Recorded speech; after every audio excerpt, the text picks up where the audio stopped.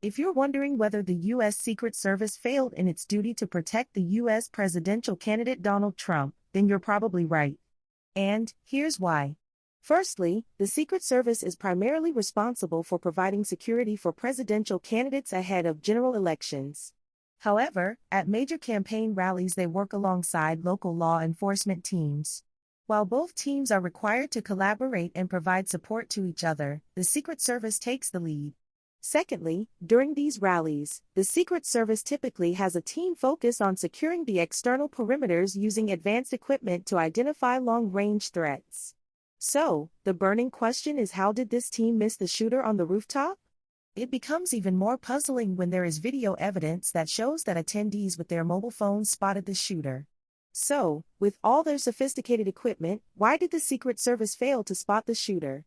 Thirdly, according to most news outlets, the Secret Service had initially considered the building on which the shooter was positioned to be outside its security perimeter and delegated the security of that particular building to local police. Again, the question is why? It was obvious that the building in question was very close to where Donald Trump was positioned. In fact, it has been reported that the building was 500 feet from Trump.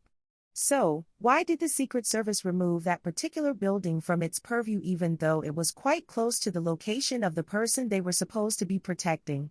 Finally, several witnesses reported seeing an armed man outside the rally venue before the attack, which was apparently overlooked by the Secret Service and local law enforcement.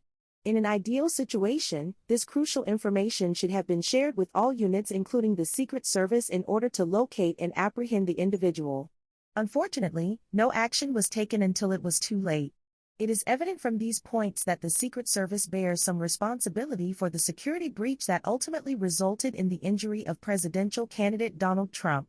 Stay tuned for more updates.